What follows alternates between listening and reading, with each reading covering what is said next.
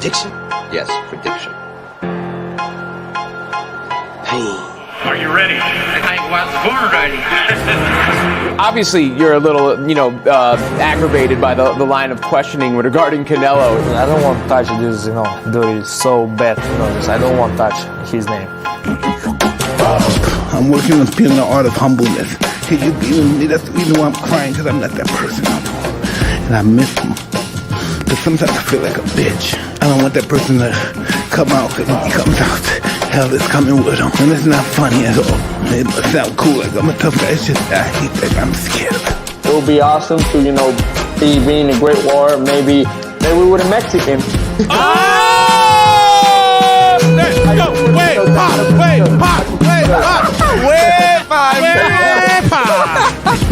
I have to put the joke. No, hey. Thank you for playing, man. I appreciate Good you. timing, man. Can't put predictions, man, but I definitely don't want to leave it to the judges.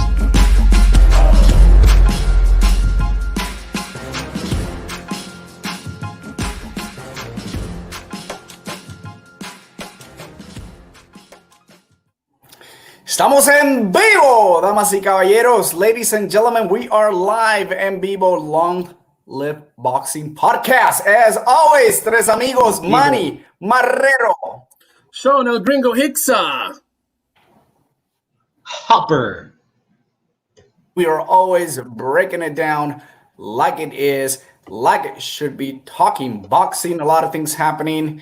We got some great topics to talk about today. We got our first card coming up shortly right now. We're excited. Top Rank making it happen on a Tuesday. But we're going to talk about breakdown Shakur Stevenson against Felix La Sombra Caballero. But before we go into our topics, we just got to – it's sad, but we got to touch base on what's happening nowadays. And I got to say, man, in my own opinion, it's – I'm up for a lot of things, and I'm up for unity. And we're unity. We're all different in certain way, but we're humans. And, we stand strong with everyone out there. We support. We don't agree with violence. Hopper, man, what are your thoughts about all of a sudden, we got this pandemic thing happening and then all of a sudden this crazy thing that just started with an unfair murder, from Minneapolis police officer. It's just ridiculous, No, yeah, and we're not oblivious to what's going on around the United States and, the world for that matter. And I personally feel that silence in a way is a response. So I'll say this, the best quality that I love about us, about Long Live Boxing, is the fact that all three of us, we come from different backgrounds. My brother Manny, Puerto Rican, my brother Sean, African-American, I myself, Mexican-American, three different races that love each other, respect each other. We just talk boxing. And, me and my bros, we talked about this, we're united against racism. Personally, we marched against racism in front of City Hall in Dallas. But let's be smart about this. It makes no sense to loot, riot on minority-owned businesses affecting minority-owned jobs. For true change, I feel like if the Hispanic community and the African-American community get together and just vote, just remember what's going on right now. Use the voting power that you have for real change. And that's just my 2 cents on the whole issue. Sean? All lives matter. And although we don't agree at times in certain things, it's fine. But we kind of manage and we work things, different. And I think that's what we have to do out there is we have the right to protest. We have the right to feel. Sean, come on. How many months we've been locked in with this pandemic? People are getting frustrated. And I know this was unfair, to be honest, but you have the right to protest, but let's do it peacefully. What's going on for these people that are just, and I know it has to do with everything that's happening lately, but man. No, and it's just affecting minority-owned businesses, minority-owned, minority jobs, the people that, that have those, depend on those jobs. And I feel like it's just people that are out there protesting peacefully and trying to get the message across differ from the people that just want to cause mayhem, and that's just my opinion. Sean? Yeah, it's a horrible situation, man. It's heartbreaking to watch, just the whole situation.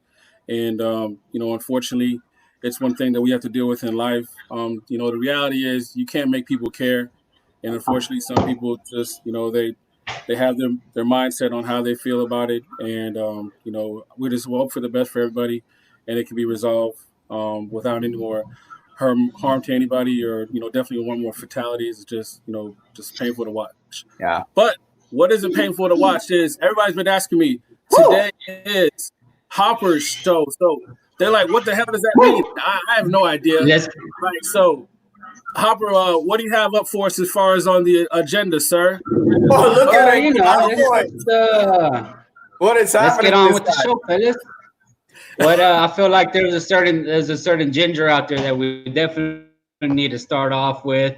Sean, I think you have this ginger that I'm talking about. Look, he's got his Mexican flag, his cowboy. I mean, I'm sure he's going to bring it on. I think he's going to bring it with Canelo or something like that, right? Absolutely. So I think you're referring to the pound for pound right now. That would be Canelo Alvarez. Am I correct with my assumption? Wait, did you say Canelo? Cheers. Oh! That's the magic word, baby. That's the magic word of the night. The magic word of the night is Canelo. Everybody, de guerra, el cristal y el bridor, y retiembla en su centro la tierra. ¡Salud!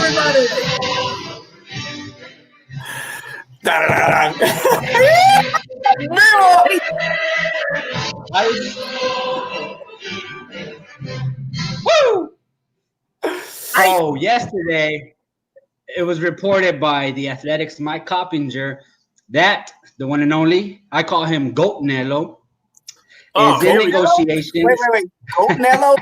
Goat Nello? Goat Nello. Really? Okay. Goat Nello. That's right. You heard me, Manny. Well, Canelo, he's in negotiations to fight Sergey Derevyanchenko. That's to me, that's a barn burner of a fight. On September 14th, it'll be supposedly in the 168-pound division, so Sergey would have to be moving up. The last time we saw Sergey, he was battling Gringo's boy, Triple G. But Sean don't want to remember that fight. Which, by the way, amazing performance by the Derevyanchenko, to be honest. Yeah, it's funny how things work out, man, because, at first when I heard it, I'm like, wait, I thought there was travel restrictions, but Sergey is actually fighting outside of New York. So it does work out, and he does have a contract. Yeah, he's in New York City right now. So he does have the contract right now with, Matchroom DAZN. So, it lines up really well. I mean, on paper, if you have people look at it, they're going to be like, who is this guy? What the hell? How do you say his name? Look at his record. How many fights has he had? But we're talking about the quality, right, Hopper? So I know we talked about this before on the show about, being excited and what if they actually fought. And you said he'd have to have a belt. But, hey, he had enough because of the pandemic. It worked out. Well, we're going to get a real fighter in there with Canelo. And I think people are going to be pleasantly surprised. I mean, how do you feel going into it? Excited? I'll go ahead and say I think it's a more dangerous fight than Triple G.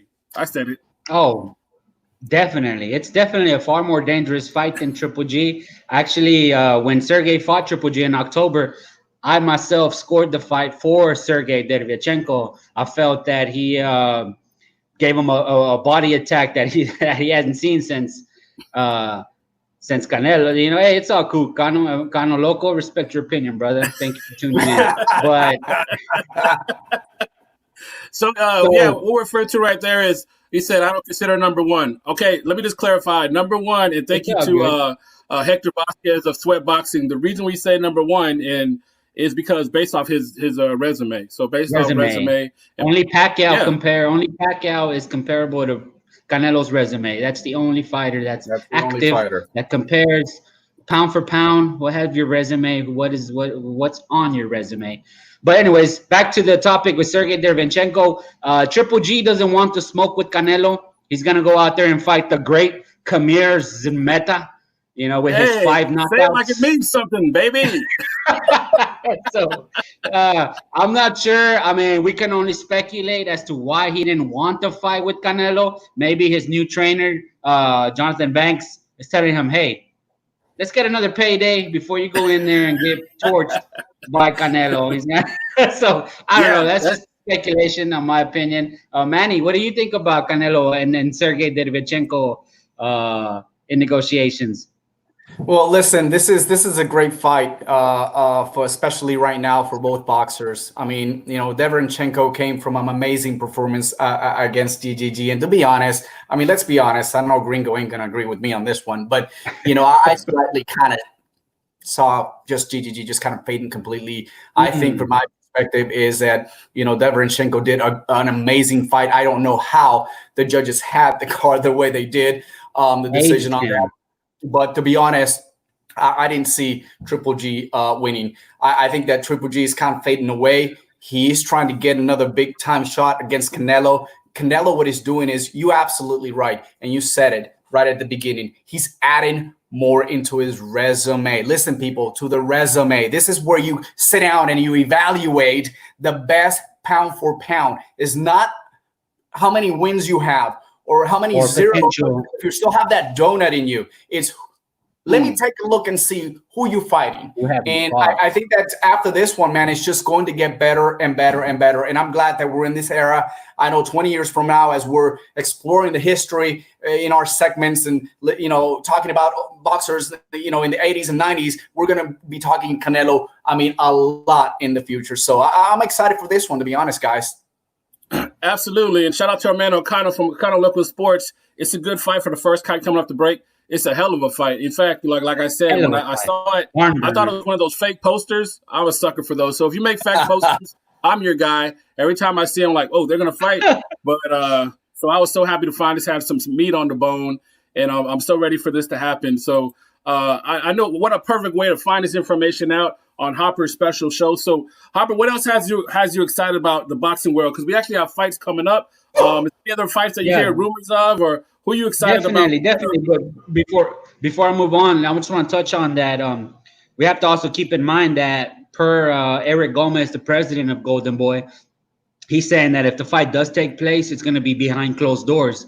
And I personally myself feel that's another notch on Canelo's hat, per se, that he's willing to give up the gate revenue to fight somebody like Derevchenko, because come on, let's face it, Canelo sells out wherever he goes. So to give up the gate revenue and to fight somebody like Derevchenko, who has we haven't even talked about his trainer, Andre Rozier, who is very well respected in the boxing community. I mean, what else? It's very hard to hate on Canelo, especially if you know who Sergey Derevchenko is and what he brings to the table. So, all right, I got to ask you, brother, because it is your show, and I've been kind of wondering for a while. Okay, so you said it several times, and I read the articles. I see the memes in English and in Spanish. My Spanglish is trash, but I know when people are trash talking. What is the hate all about, brother? Like, I mean, is it he's not taking tough enough fights? Is it the way he fights? Is it because the thing about it is they're just saying in the Mexican culture. I'll translate it as best as I can, but a Mexican's worst enemy is another Mexican. It's just he has a lot of support from his country, but he also has a lot of haters from his own country. You got the Chavez people that are just Chavez. There's nothing that can step above. And then you have Marquez chiming in with his constant hating. So, and it's just, and I think personally, I also feel that it's a touchy subject. But maybe because Canelo doesn't resemble your typical Mexican, because he is a ginger. He has the red head, and there's only particular areas of Mexico where you find Mexicanos with the ginger hair. So I bet you if he was like me, dark skinned, they'd have a little more support. But it's I think it's multiple factors with Canelo. But it's at this point it's hard to hate on him, especially if he's trying to fight Derevchenko. That's to me.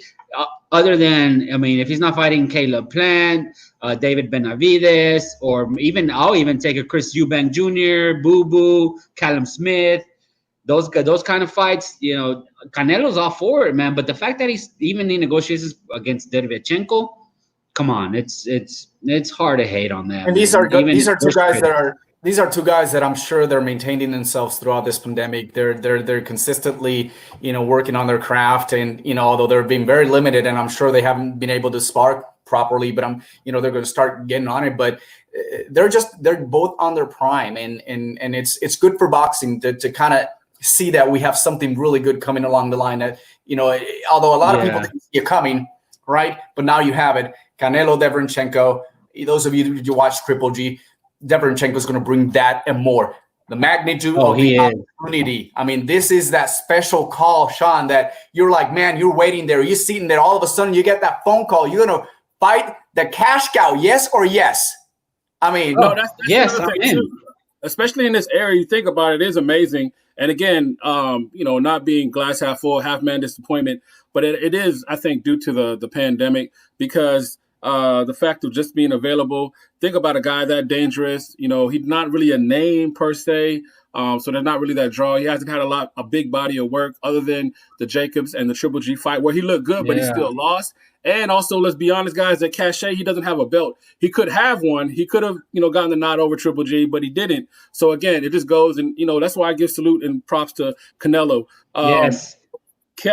High risk, no reward. Absolutely. Going into a strong weight advantage, he feels good about Canelo with that one. Got to give props. No, I don't know. I disagree, because they're both kind of like, Derevchenko's a big guy, so this is about. I mean, Canelo can definitely. I can see him in there struggling like Triple G did against this guy, because he's an Olympian. Derevchenko's an Olympian. So I mean, hopefully it pans through. I would love to see that fight. Now, Another fight that's being rumored to be a headline once all this pandemic is over. It's another Mexican and a rematch. I know you guys don't like it. Is Roman Chocolatito Gonzalez versus Juan El Gallo Estrada, part two. Part two. That's awesome. This will be a unification fight. El Gallo has a WBC belt, and Chocolatito has one of the WBA's belts. I forget which one. They got so many, but their first fight 8 years ago was incredible. Chocolatito edged them out. Everybody thought Chocolatito was his career was pretty much done after getting beat up by Sor Ringbensau. He resurrected his career. He won the title against Kaya Fai in February, and my brother Sean was there in person to watch Chocolatito. Yeah, it was great. I mean, obviously, I didn't think I'd be blessed and fortunate enough to see Chocolatito in person, much less from the standpoint of covering the fight. It was, your fight, to me, he fought the wrong fight. Just being honest, we all try to keep it 100. Trying to bang with him, trying to bang with a banger. Yeah, I mean, he went in there to bang with a banger, hook with a hooker, and he really just kind of walked right into the fight that he didn't want to fight. Even his corner was questioning. I don't know what got into him, but what got into him was those vicious body hooks and shots, and those constant awkward combinations and body motion from Chocolatito. And he came out victorious, and it was, props to him, and it was a hell of a fight. It was vintage Chocolatito. Like it was. It was resurrected his career in one of the best fights that night. I mean, I'm not disrespecting Mikey Garcia and Jesse Vargas, or Julio Cesar Martinez, who was also on that. Exactly, absolutely. But the fact is that we were seeing two guys that went at each other for the first time, and now we're about to see it on a different level. A lot of people were questioning why, and then the second one, exactly. And all of a sudden, after we think that Chocolatito's done. And there you go, Brandon. What's up, bro? I agree. I agree, Brandon, all the way. That's definitely one of the best of this era. Yes, sir. Absolutely. Yep. And thanks for joining us again, Brandon. One thing that I'll say, appreciate it, Brandon. Much love to you. Always joining us. Oh yeah, always, man. Much respect. One thing I was gonna say is like, with that fight, I did go back and look, because you know how sometimes you have that what I call the fan goggles on, or like things kind of get lost in the memory, like you just remember. You're just excited to watch. He won, or he dominated, or like I don't know what people are talking about, because you looked at the scorecard. It was like on two cards. It was 117 to 111. And then the last card was 115 to 113 in favor of Chocolatito over Gallo, Gallo Estrada. Man, looking back at that fight again, I forgot how close that fight was. I mean, I know it was 8 years ago. Nip and tuck.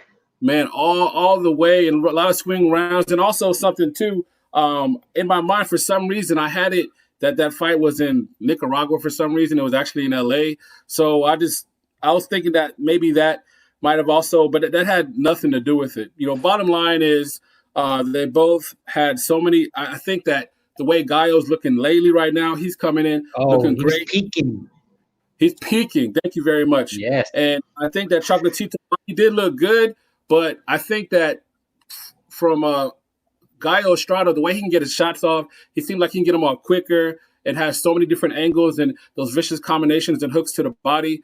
I mean, I really see it playing out like the way it did, 8 years ago, but you can have a more focused, dedicated Gallo, and I see him coming out with the victory. Is that true presumptuous? Estrada or Chocolatito? Talking, what do you think? Estrada or Chocolatito you're talking about? You see him with the victory. Gallo, Estrada. Gallo. Yeah, I think I agree with Sean. I agree with Gringo. I think Estrada is just peaking right now. The fights Chocolatito had against Sir Rungvisai definitely took a lot out of him. I mean, he lost both. And then Estrada fought Sir Rungvisai twice as well. He lost the first one, but he avenged him in the rematch. So, and Estrada just, at this point, I'm going to have to piggyback off your feeling, Sean, because I agree. He's peaking. He's just feeling it's his time right now in that division. Yeah. And I feel but it's going to be an exciting fight. Chocolatito. They're going to go toe to toe. He's not going to back down. Yeah, they're going to go toe to toe. Chocolatito's going to come at him, and Gallo's going to be right there ready for him. Oh, you talk about a headliner, a main event. Oh my goodness, July or August. That's what's being talked about. Yeah. Yes, take my money. Take my money as well. So I have to ask, does this? This is your show, Albert, your moment. Does Gallo Estrada have to win this fight to cement his legacy officially? Does he have to beat Chocolatito? He's already beat the Rat King. Yes, he does, because he has to avenge this defeat. He has to, like Brandon said, he has to get a win over the best of this era. And I agree with Brandon. He has to get this win over Chocolatito. And if he does this, El Gallo's legacy will be cemented, because he is. What else can you say about him? I mean, it's El Gallo Estrada. You're right. You're absolutely right. And even Chocolatito resurrected his career. I think they're really going to go toe to toe. Chocolatito still takes a lot of punches.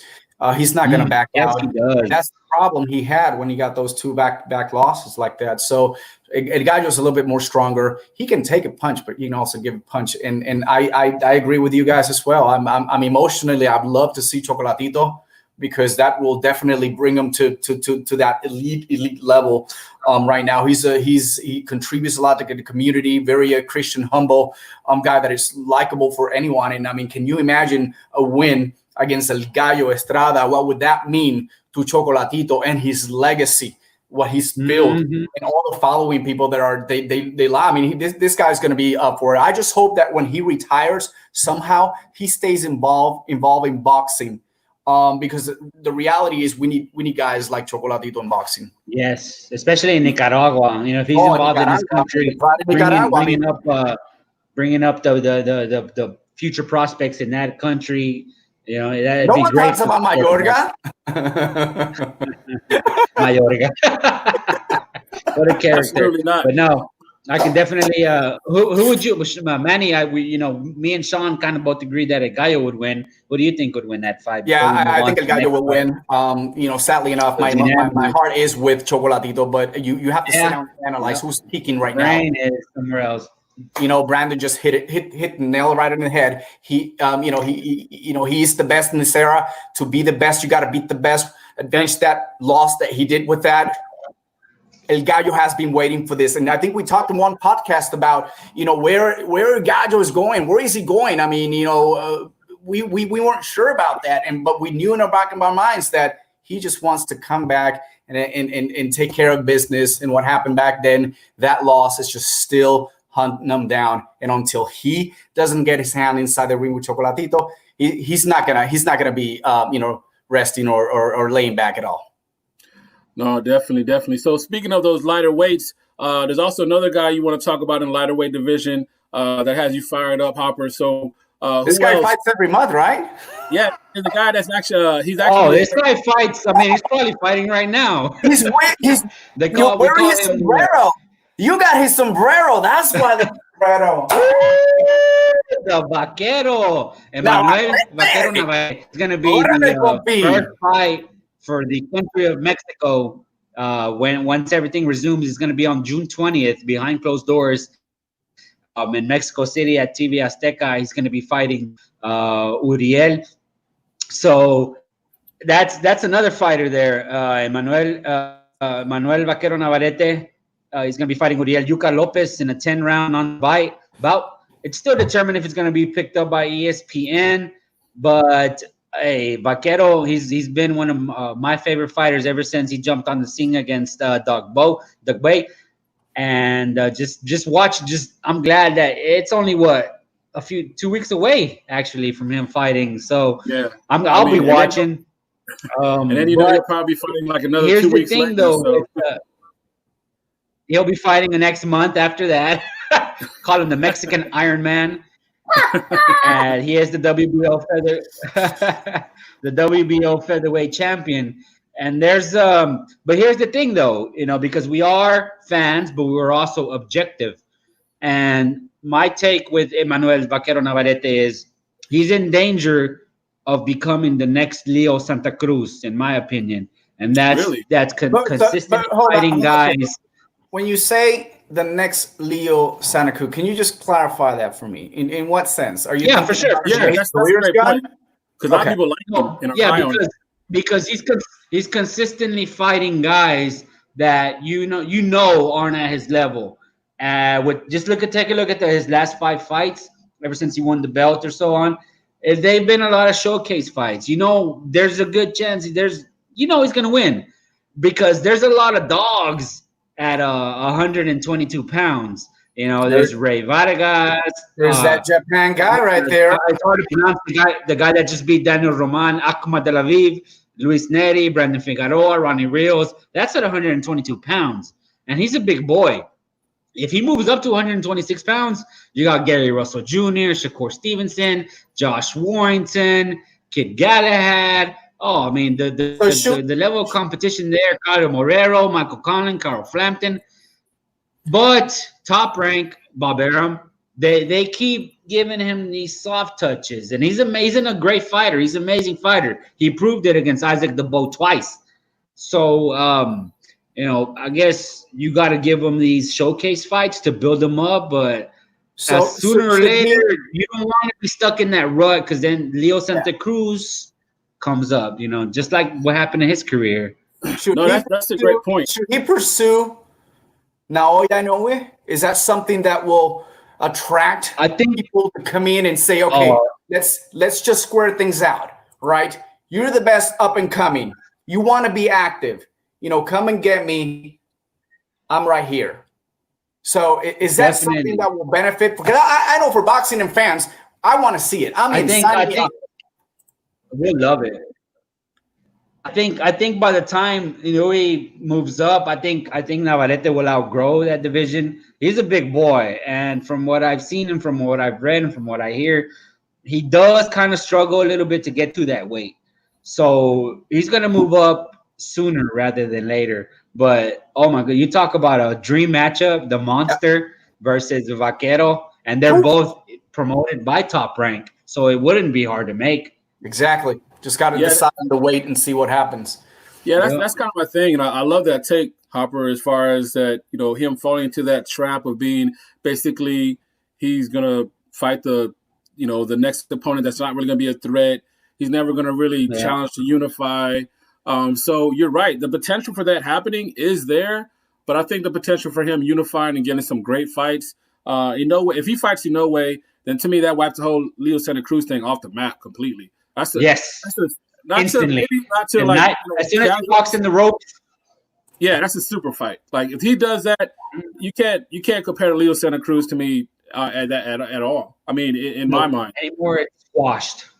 yeah. I mean, and that would be amazing. I still pray that does happen, and we'll kind of see where it goes. So again, still so many other things to talk about. Hopper, what else you got on for the agenda, brother? Because so many things to talk about. Well, we also definitely want to touch on what's around in the community. You guys definitely wanted to talk about the. I know Manny wanted to talk about the Shakur Stevenson and Felix La Sombra. What's your take on that? Well, right now it's. I'm pretty excited the fact that we got boxing coming up. It's on a Tuesday. I'm gonna enjoy myself, to be honest. Tuesday, just finally boxing is back. I know the main event. Can't wait. The main event. It's great. And we'll break it down in a second. But guys, keep in mind, there's 6 amazing fights that are going to happen, starting with the middleweight fight. It's a 4-rounder, Calby Metcalf against Quotavious Cash. Then this fight, I'm pretty excited right now because the next fight is Robesi Ramirez. This is a guy that in the 2016 Olympic beat Shakur Stevenson for the gold medalist for Cuba. He's going to be fighting against Yuri Andujar. And then you got Guido the Gladiator Vianello, 6-0, 2006 Italian Olympian. He'll be fighting Don Haysword, and this is going to be a 6-rounder in the heavyweights. And then you got the undefeated heavyweight, which Jared, the real big baby. I mean, not a lot of people are talking about. 3-0, 3 knockouts from Toledo, Ohio. He's going to be facing Johnny Lansdowne. And on the co-feature event, Michaela Meyer, another great sensation potentially for a future, future championship match. Michaela will be fighting against Helen Joseph, 10-rounder on the super featherweight. And of course, the main event. I know this was scheduled to be Shakur Stevenson was scheduled to defend his WBO title against Mariaga back in March 12th. That didn't happen. Of course, the COVID and all this stuff, pandemic, everything was kind of washed out. There were talks about when it was going to open. Finally, we got it. They got Shakur Stevenson against, and Sean, earlier we we're talking about the magnitude of the opportunity, right? We talked about the special call, and no one really saw this coming. And I know we had top 5 best, prospects in Puerto Rico. I never had Felix La Sombra in probably maybe 9th to 10. We didn't really talk about them. I think we talked about my 6 was Zurdo de Oro coming in, and we talked about 7 and things like that. But the reality is that this is a kid that's been working really, really hard. Not a lot of people know him, but he's from Mayagüez, Puerto Rico. He's only fought in Mayagüez his entire life, and all of a sudden he gets the biggest opportunity in his life. The odds are huge, guys, and I understand that. I get that. And I heard a couple of interviews on him saying, I know the odds are against me, but we both have gloves. We'll be inside the ring. There is a referee. Anything definitely can happen with him. He's worked hard. A lot of people don't know him. First 2 fights in his career, as when he did his pro debut, he actually got a draw in both of those fights.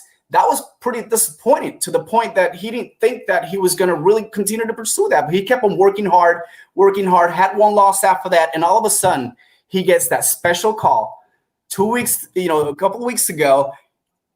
Would you like to fight one of the top, prospect to become a pound for pound? I mean, this is what I'm talking about. So I don't know exactly. I know that he talked about he was training. He was still just running, not a heavy training on that, but knowing that you're gonna have to fight Shakur Stevenson, I mean, help me talk about this a little bit, because it's like a wow moment for that guy that's been working a while. It's against you, but you're going through one of the best 126er. The sad part is it's not for the WBA championship, but it's a great opportunity to fight at 130 and with one of the best prospect pound for pound there is right now. So that's going to be a great card. I'm excited about it. I mean, this is your show, Hopper. What's your thought on Shakur Stevenson, and possibly talk a little bit about the opportunity of possibly La Sombra sneaking in and something happening? This is the opportunity of a lifetime. This is what, and mad respect to Felix La Sombra, because it sounds from everything that I've seen is that he's a consummate professional, just staying ready. When the call came, he said yes. You Why don't not? turn an opportunity like this down to fight somebody like Shakur Stevenson. That's what you want as a competitor. And I agree with Cano. I agree with Cano. It's I do have Shakur Stevenson winning, but hey, you never Support know your local, Shakur's Cano. overlooking him. You never know if Shakur's over. You never know the mindset if he's overlooking him, if he's not taking him seriously. So Felix has a chance to go in there and show his mettle, prove that he belongs with the division. And Gringo. Yeah, that's another thing too. Actually, I was watching some footage, and I had one of the great managers. He was talking about McGirt. He was saying that there's a lot of fighters out there, and I never really thought about it, that never get an opportunity. I think sometimes we forget about all great fighters get a championship opportunity. That's not the case. So the fact he gets an opportunity to really test his mettle and really see how good he is. I heard an interview today where a fighter was saying that he wanted to fight the best just to kind of measure himself and see where he's at. Estamos en vivo. So, I think that is a blessing, and shout out to him, well deserved. And I hope he has a good showing for himself. I do agree with Elcano, and that's just being honest. He's put there to have a good showing of himself, but he is going against the star. He's the star of the card. And Shakur Stevenson, he's electric talent. Someone they're really pushing hard. So that they picked him to make him look good. Yeah, I think that I'm in the same way. I mean, I like I said, proud, always Puerto Rican. Love my people, love the hard work. Listen, this is a southern part of Puerto Rico. They've gone through a lot. They went through a hurricane. They went through earthquakes. They're still going through that. The pandemic. I mean, can you imagine, all that anxiety and everything that's happening in there, and being able not only to start boxing and be in headlighting the first fight after a historic moment, being that guy that he worked hard, representing the island of Puerto Rico. This is the first time he's going to fight outside Mayagüez. He's never fought anywhere else outside that city, right? And so being that guy, so we wish him well. Hope he takes care. Hopefully we'll have him in a show in the future. But definitely, my heart goes to him, get the opportunity, and he's still going to come out a winner after this one. He's already a winner, man. That phone call made him a winner, and I'm sure he's going to probably make good money. Humble guy. Love to see him sometime in the future on the show. Oricua! All right, so I know where your heart is at, brother. Appreciate that. Shout out to Elcano again. He said Shakur has never seen footage of La Sombra and knows who knows. Is it so that it's that the only plus for La Sombra? Yeah, unknown is always the best, man. You never know. I remember going into it, just kind of going into this whole thing. Not saying it's going to happen here, so please don't quote me. But I do say, like, coming out of the COVID, we're definitely going to see some upsets. Yeah, absolutely. Who's really been preparing? So the fact that he's going to go in there with no footage and nothing that they can see against him, that's definitely going to give him advantage. So shout out to him, and good luck. And hopefully he does. Let us get a chance to talk to him, interview, do a story. Speaking of which, I recently did 2 stories on great job, Ringo. Yeah, 2 amazing fighters. job, Sean. Shout out, thank you very much. Check us in the mail. On Kent Cruz, fighting out of St. Louis, Missouri. Great young fighter, great young kid. So it's just a matter of time before he gets his chance to really shine. Also, another story that I did as well. That I did another story that I did on Nestor Bravo. So check it out on our website. I'm actually going to be interviewing another fighter locally here in Texas. Jordan Jones, and talk about his battle here on the Mikey Garcia card, get some talk about how that failed, and just kind of get his mindset of how it's gone during the pandemic and getting prepared to get back into the ring and so on and so forth. So that's a little cheap plug. Sorry about that. Back to Hop. We got something going on. Hop, you got to fix the flag. Hey, but let me say something before that. Canelo. Wait.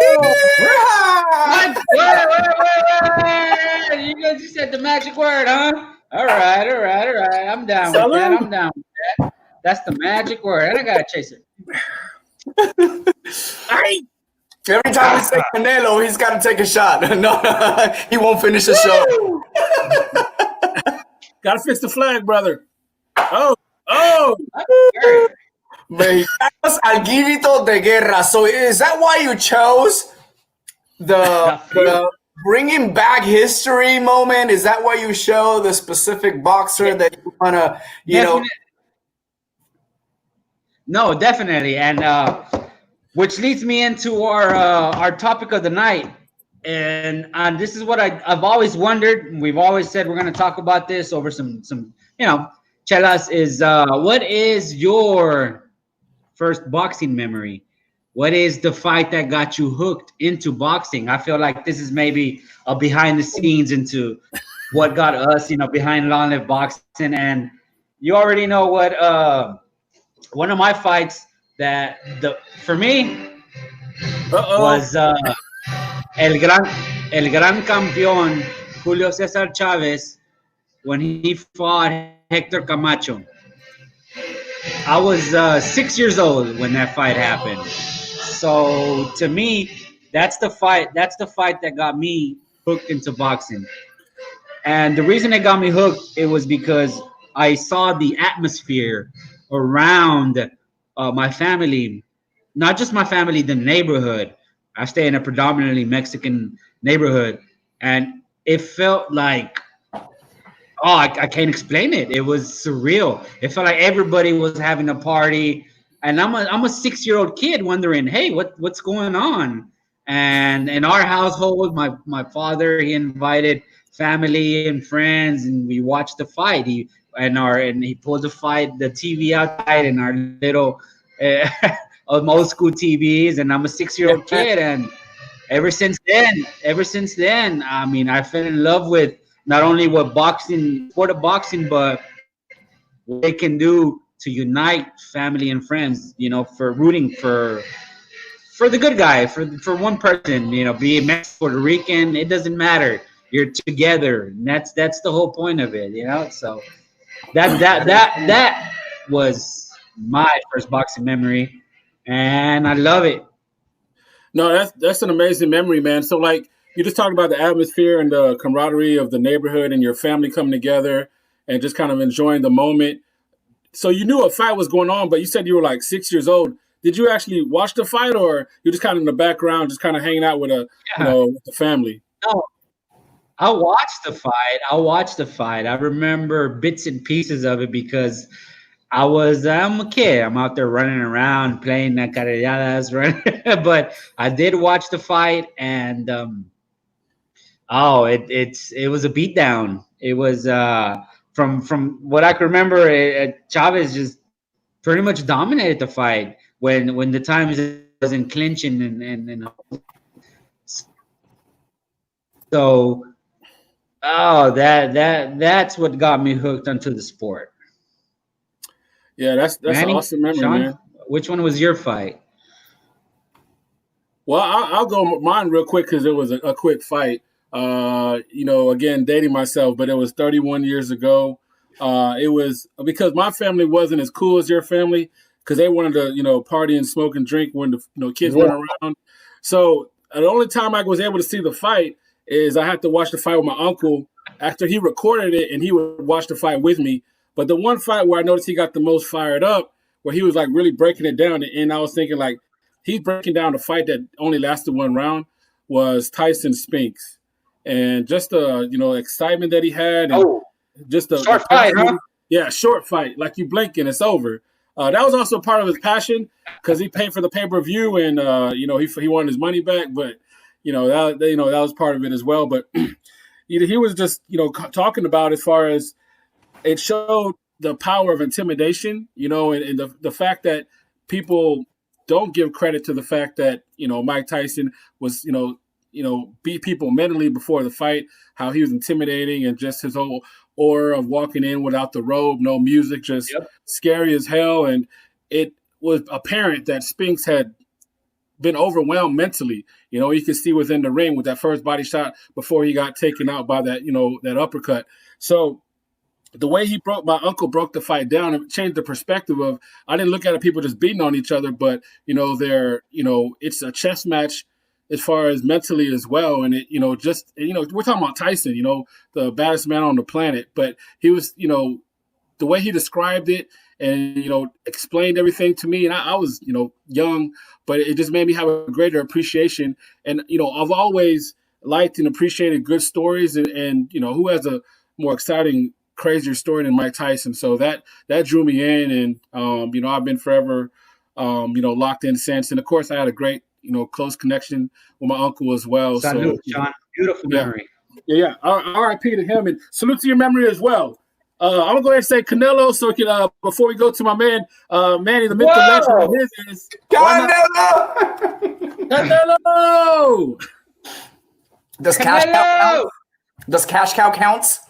Oh yeah.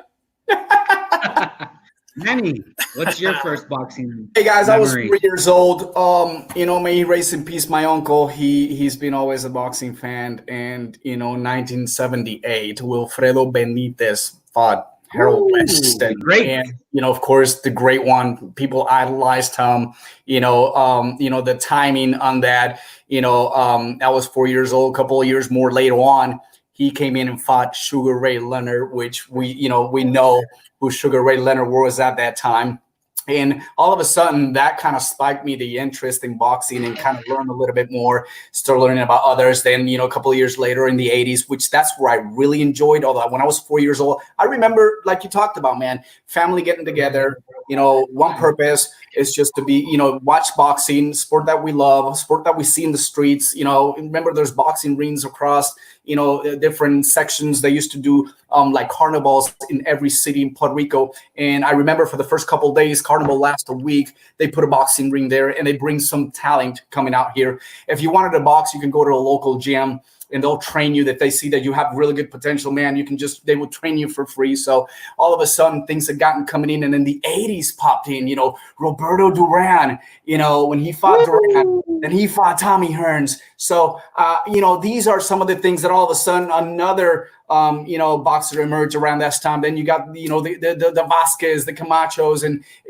Trinidad Cotos and all of those. So basically my memory is watching, Benitez fight. And I wish it was in my era, because I see clips a lot, but I don't really remember a whole lot. Back then, only the Sugar Ray Leonard fight I did, which, a lot of people did cry into that fight. We were hoping that we would pull up that upset, especially having that draw, devastating draw in his career, and then having his first loss against Leonard. That's my memory. Canelo! Hey. Salute to your memory. Salute to your memory. After that, I'm just a boxing junkie.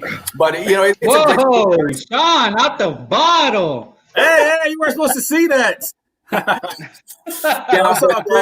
This is the thing that in sports, they said sports divide people, and not really. It may do it for a few hours because you probably are a fan of someone else that doesn't matter. Yeah, but afterwards, at the end of the day, it's just competitiveness. It's who you root for, and at the end, it's just a fight, just a night, just another opportunity to hang out, to be together with family, enjoy with friends.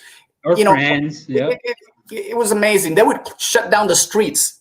And they would put a big TV at that time. There were bigger TVs, and they would put it in the stand, and everyone can come in and watch the fights, and just everyone together, and gets the community together, and got the kids around our streets together. And we always look for a great pay-per-view action coming up in the subdivision. That was something that my memory I would never ever forget.